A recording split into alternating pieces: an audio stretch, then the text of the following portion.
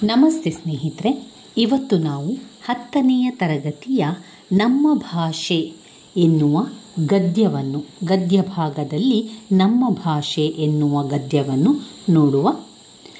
ನಮ್ಮ ಭಾಷೆ ಗದ್ಯವನ್ನು ಬರೆದವರು ಎಂ ಮರಿಯಪ್ಪ ಭಟ್ಟರು. ಯಾರು? ಎಂ ಮರಿಯಪ್ಪ ಭಟ್ಟರು. ಅವರ ಪರಿಚಯವನ್ನು ಮೊದಲಿಗೆ ಮಾಡಿಕೊಳ್ಳುವ.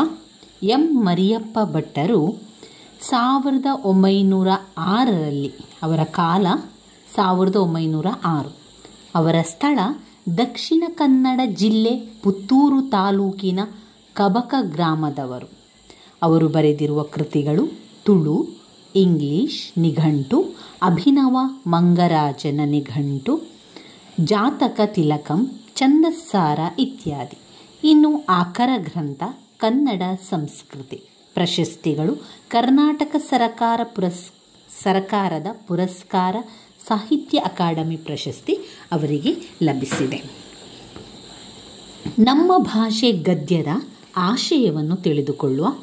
ಈ ನಮ್ಮ ಭಾಷೆ ಗದ್ಯದ ಆಶಯ: ಕನ್ನಡ ಭಾಷೆ, ಸಾಹಿತ್ಯ, ಸ್ವರೂಪ, ಇತಿಹಾಸವನ್ನು ವಿಶ್ಲೇಷಿಸುವ ಸಂಕ್ಷಿಪ್ತ ಕನ್ನಡ ಸಾಹಿತ್ಯ ಚರಿತ್ರೆ ಕನ್ನಡದ ಮಹತ್ವವನ್ನು ಎತ್ತಿ ಹಿಡಿದಿದೆ. ಕನ್ನಡ ಭಾಷಾ ಬೆಳವಣಿಗೆ, ಶಬ್ದ ಭಂಡಾರವನ್ನು ಪರಿಚಯಿಸುವ ಕಾಳಜಿ ಪ್ರಧಾನವಾಗಿದೆ. ಮಾತೃಭಾಷೆಯ ಅಂತರ್ಯದಲ್ಲಿರುವ ಆತ್ಮೀಯತೆ, ಸೊಗಸು, ಅದರ ಬಳಕೆ ವಿಧಾನ ಅತ್ಯಂತ ಮನೋಜ್ಞವಾಗಿ ಅಭಿವ್ಯಕ್ತಗೊಂಡಿದೆ. ನಮ್ಮ ಭಾಷೆ ಎನ್ನುವ ಒಂದು ಗದ್ಯದ ಸಾರಾಂಶವನ್ನು ತಿಳಿಯುತ್ತಾ ಹೋಗುವ ಸ್ನೇಹಿತರೆ.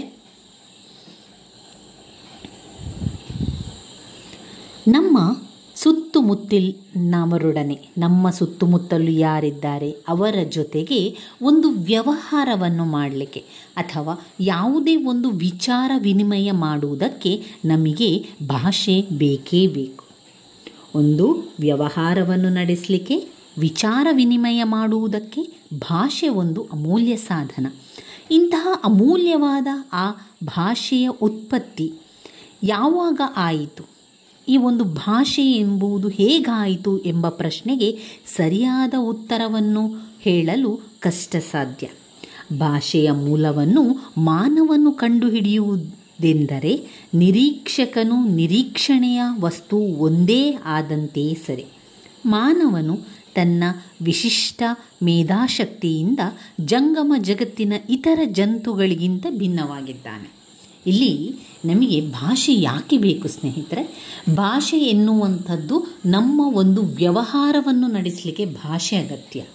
ನಮ್ಮ ವಿಚಾರಗಳನ್ನು ಇನ್ನೊಬ್ಬರಿಗೆ ತಿಳಿಸಲಿಕ್ಕೆ, ನಮ್ಮ ವಿಚಾರಗಳನ್ನು ವಿನಿಮಯ ಮಾಡಲಿಕ್ಕೆ ಭಾಷೆ ಅಗತ್ಯ. ಅದೊಂದು ಅಮೂಲ್ಯವಾದ ಸಾಧನವಾಗಿದೆ. ಈ ಒಂದು ಭಾಷೆ ಎನ್ನುವಂಥದ್ದು ಯಾವ ರೀತಿ ಉತ್ಪತ್ತಿಯಾಯಿತು, ಹೇಗೆ ಉತ್ಪತ್ತಿಯಾಯಿತು ಎನ್ನುವಂತಹ ಪ್ರಶ್ನೆಗೆ ಉತ್ತರ ಹೇಳಲಿಕ್ಕೆ ತುಂಬಾ ಕಷ್ಟ. ಎಲ್ಲ ಪ್ರಾಣಿಗಳು ಚಲನವಲನಗಳ ವಿಷಯವಾಗಿ, ಆಹಾರ ವಿಚಾರಗಳ ವಿಚಾರವಾಗಿ ತಮ್ಮ ಮಕ್ಕಳಿಗೆ ಸಹಜವಾಗಿ ತರಬೇತಿಯನ್ನು ಕೊಡ್ತಾರೆ. ಈಗ ನೀವು ಪ್ರಾಣಿಗಳನ್ನಾದರೆ ನೋಡ್ಬೋದು, ಪಕ್ಷಿಗಳನ್ನು, ಇವುಗಳನ್ನೆಲ್ಲ ನೀವು ನೋಡ್ತಾ ಇದ್ದರೆ ಈ ಪ್ರಾಣಿಗಳೆಲ್ಲ ಏನು ಮಾಡ್ತದೆ, ತನ್ನ ಮಕ್ಕಳಿಗೆ ಯಾವ ರೀತಿ ಹೋಗಬೇಕು, ಅದರ ಆಹಾರ ವಿಚಾರಗಳನ್ನು ಅದು ತಿಳಿಸ್ಕೊಡ್ತದೆ. ಚಲನವಲನಗಳನ್ನು ತಿಳಿಸ್ಕೊಡುವಂಥದ್ದು. ಎಲ್ಲ ಪ್ರಾಣಿಗಳು ಏನು ಮಾಡ್ತದೆ ಮಕ್ಕಳಿಗೆ? ಅದಕ್ಕೆ ಚಲನವಲನಗಳನ್ನು ಮತ್ತು ಆಹಾರ ವಿಚಾರಗಳನ್ನು ಮಕ್ಕಳಿಗೆ ಸಹಜವಾಗಿ ಅದು ತರಬೇತಿಯನ್ನು ಕೊಡ್ತದೆ.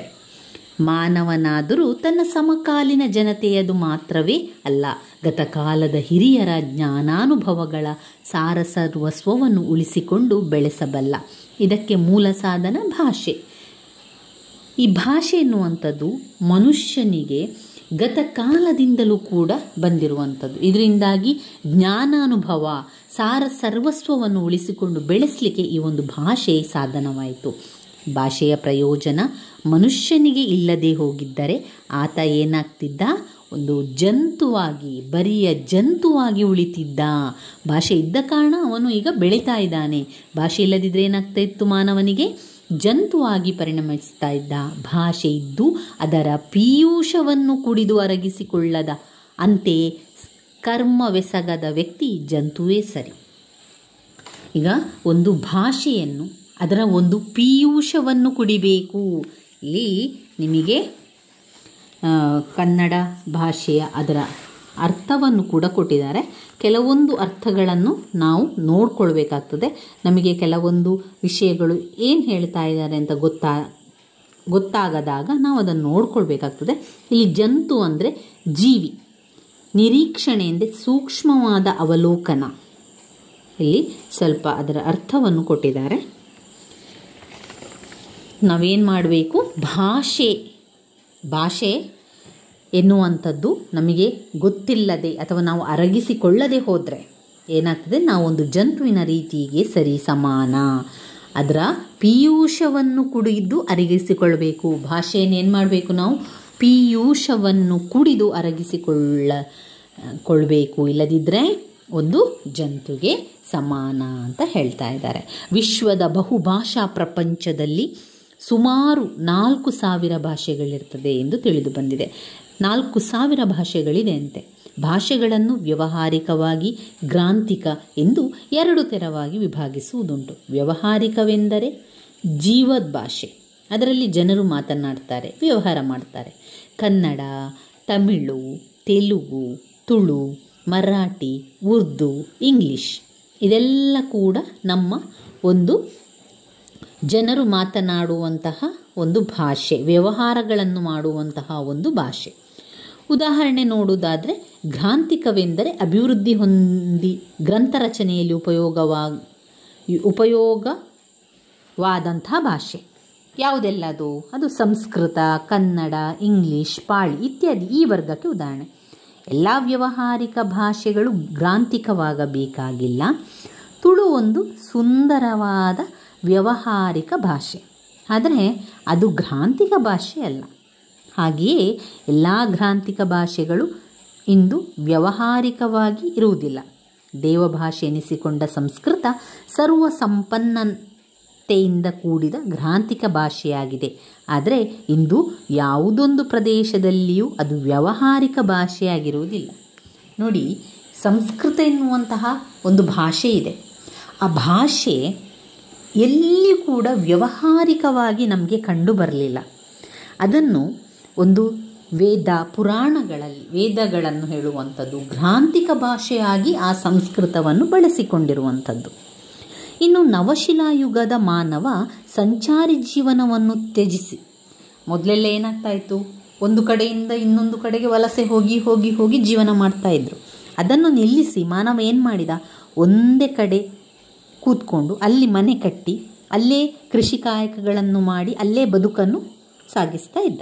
ಅದನ್ನು ಮಾಡಲಿಕ್ಕೆ ಆರಂಭ ಮಾಡಿದ. ಆ ರೀತಿಯಾಗಿ ಈಗ ಅವನಿಗೆ ಲೆಕ್ಕವಿಡುವ ಅವಶ್ಯಕತೆ ಉಂಟಾಯಿತು. ಯಾವಾಗ ಅವನು ವಲಸೆ ಹೋಗುವುದನ್ನು ಬಿಟ್ಟು ಸಂಚಾರಿ ಜೀವನವನ್ನು ಆರಂಭಿಸಿ ಮನೆ, ಆಸ್ತಿ, ಬದುಕು ಮೊದಲಾದ ಭಾವನೆಯನ್ನು ತರಲಿಕ್ಕೆ ಅವನು ಆರಂಭ ಮಾಡಿದ್ನೋ ಆವಾಗ ಅವನು ಲೆಕ್ಕವಿಡುವ ಅವಶ್ಯಕತೆ ಉಂಟಾಯಿತು. ಇದೇ ಲಿಪಿಯ ಉಗಮದ ಕಾಲವೆನ್ನಬಹುದು. ಈಗ ಲಿಪಿಯ ಉಗಮ ಅಥವಾ ಬರವಣಿಗೆಯ ಉಗಮ ಯಾವಾಗ ಆಯಿತು ಅಂತ ಕೇಳಿದಾಗ, ಯಾವಾಗ ಲೆಕ್ಕವನ್ನಿಡಲಿಕ್ಕೆ ಅವನು ಆರಂಭ ಮಾಡಿದ್ನೋ ಆವಾಗಲೇ ಅವನು ಆಸ್ತಿ, ಮನೆ, ಬದುಕು ಅಂತ ಯಾವಾಗ ಅವನು ಆರಂಭ ಮಾಡಿದ್ನೋ ಆವಾಗಲೇ ಈ ಒಂದು ಲೆಕ್ಕವಿಡುವಂಥ ಅವಶ್ಯಕತೆ ಅವನಿಗೆ ಬಂತು. ಮುಂದೆ ಮಾನವನಿಗೆ ಬಿಡುವು ಹೆಚ್ಚಿದಂತೆ ಏನಾಯಿತು, ಬೇರೆ ಬೇರೆ ರೀತಿಯ ಜೀವನದ ಸೌಕರ್ಯಗಳನ್ನು ವಿಶಿಷ್ಟ ಮೇಧಾಶಕ್ತಿಯಿಂದ ಅಭಿವೃದ್ಧಿಗೊಳಿಸುತ್ತಾ ಹೋದಂತೆ ತನ್ನ ಆಗುಹೋಗುಗಳನ್ನು, ಸುಖ ದುಃಖಗಳನ್ನು ಕಾವ್ಯರೂಪಕ್ಕೆ ಇಳಿಸುವ ಮಾರ್ಗವನ್ನು ಕಂಡುಕೊಂಡಿರಬೇಕು. ಸಾಹಿತ್ಯ ವಿವಿಧ ರೂಪದಲ್ಲಿ ಬೆಳೆದಿರಬೇಕು. ಲೆಕ್ಕಪತ್ರಗಳನ್ನಿಡಲು ಜನ ಏನು ಮಾಡ್ತಾರೆ ಅಂದರೆ, ಈ ರೀತಿಯಾಗಿ ಲೆಕ್ಕಪತ್ರಗಳನ್ನೆಲ್ಲ ಇಡಲು ಉಪಯುಕ್ತವಾದ ಮೂಲ ಲಿಪಿಯನ್ನು ಮತ್ತಷ್ಟು ಪರಿಷ್ಕೃತವಾದ ಸುಂದರವಾದ ಸಾಹಿತ್ಯ ಕೃತಿಗಳನ್ನು ಬರೆದಿಡಲಿಕ್ಕೆ ಏನು ಬೇಕಾಯಿತು, ಲಿಪಿ ತುಂಬಾ ಅವಶ್ಯಕವಾಯಿತು. ಎಷ್ಟೋ ವಿಷಯಗಳನ್ನು ಬರೆದಿಡಲು ಈ ಲಿಪಿ ಸಹಾಯಕವಾಯಿತು. ಜ್ಞಾನ ಭಂಡಾರ ಭದ್ರವಾಯಿತು, ಸಂಸ್ಕೃತಿಯ ಇತಿಹಾಸ ಉಳಿಯಿತು, ಪ್ರಗತಿಪಥ ಸುಗಮವಾಯಿತು ಅಂತ ಹೇಳ್ತಾರೆ.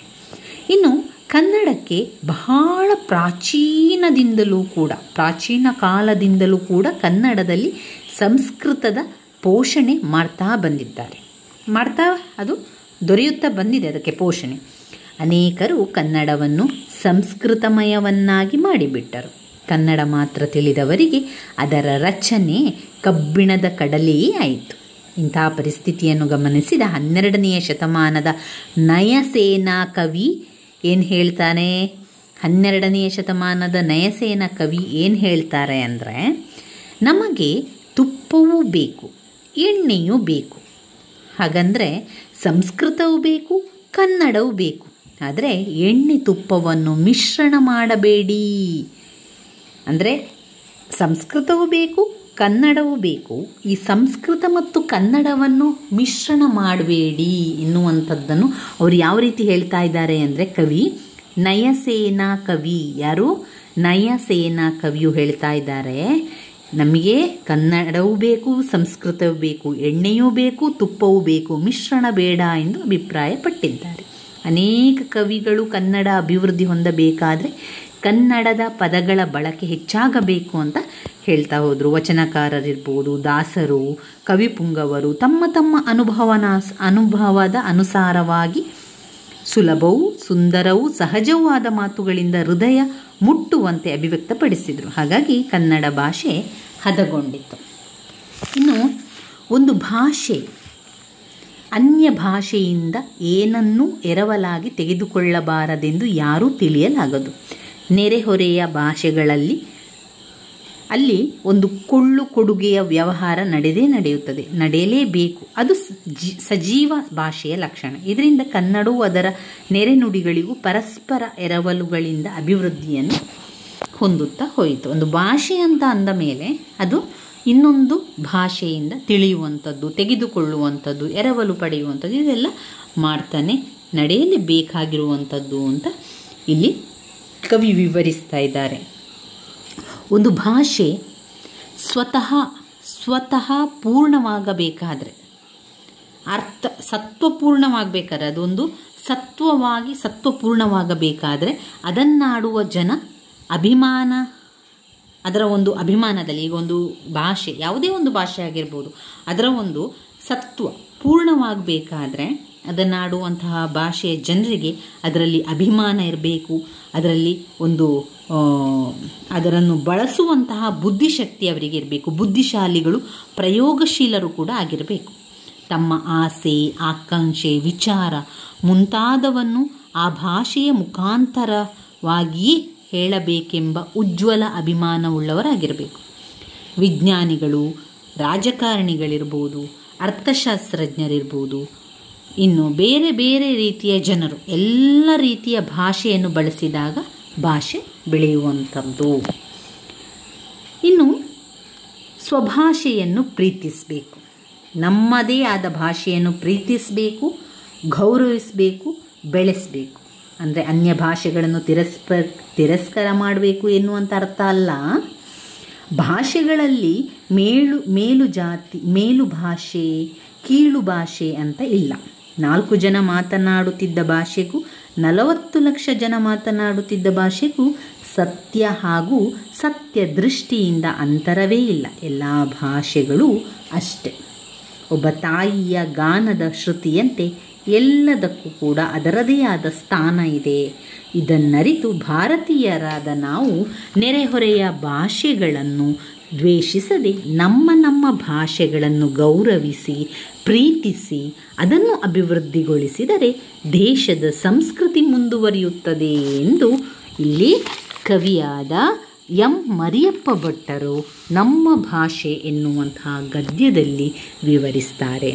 ನಮ್ಮ ಭಾಷೆ ಗದ್ಯದಲ್ಲಿ ಬರುವಂತಹ ಪದಗಳ ಅರ್ಥ: ಅಮೂಲ್ಯ, ಬೆಲೆ ಕಟ್ಟಲಾಗದ, ನಿರೀಕ್ಷಣೆ, ಸೂಕ್ಷ್ಮವಾದ ಅವಲೋಕನ, ಮೇಧಾಶಕ್ತಿ, ಬುದ್ಧಿ ಸಾಮರ್ಥ್ಯ, ಜಂತು, ಜೀವಿ, ಗತಕಾಲ, ಪ್ರಾಚೀನ ಕಾಲ, ಪೀಯೂಷ ಅಂದರೆ ಅಮೃತ. ಅಲ್ಲಿ ಕನ್ನಡವನ್ನು ಪೀಯೂಷ ಕುಡಿದಂತೆ ಅಂತ ಒಂದು ಬಂದಿದೆ ನೋಡಿ. ಇಲ್ಲಿ ಭಾಷೆ ಇದ್ದು ಅದರ ಪೀಯೂಷವನ್ನು ಕುಡಿದು ಅರಗಿಸಿಕೊಳ್ಳದ ಅಂತೆಯೇ ನೀವು ಕನ್ನಡದ ಭಾಷೆಯನ್ನು ಪೀಯೂಷ ಕುಡಿದಂತೆ ಅರಗಿಸಲಾಗದಿದ್ದರೆ ಅದು ಜಂತು ಸಮ ಅಂತ ಹೇಳ್ತಾ ಇದ್ದಾರಲ್ಲ. ಪೀಯೂಷ ಅಂದರೆ ಅಮೃತ. ತ್ಯಜಿಸು, ಬಿಡು, ಪರಿಷ್ಕರಿಸು, ತಿದ್ದು. ಘೃತ, ತುಪ್ಪ, ತೈಲ, ಎಣ್ಣೆ, ಸ್ವಾದ, ರುಚಿ, ಆಸ್ವಾದು, ರುಚಿಯುಳ್ಳ, ರುಚಿಯಿಲ್ಲದ, ಅಭಿಮತ, ಅಭಿಪ್ರಾಯ, ಪುಂಗವ, ಶ್ರೇಷ್ಠ. ಉದ್ಘೋಷಿಸು, ಸಾರಿ ಹೇಳು, ಗಟ್ಟಿಯಾಗಿ ಹೇಳು. ಕಂಗಾಲು, ಕಂಗೆಡು. ಟಿಪ್ಪಣಿ ಇದೆ ನೋಡಿ. ರಾಜ್ಯಕಾರಣ.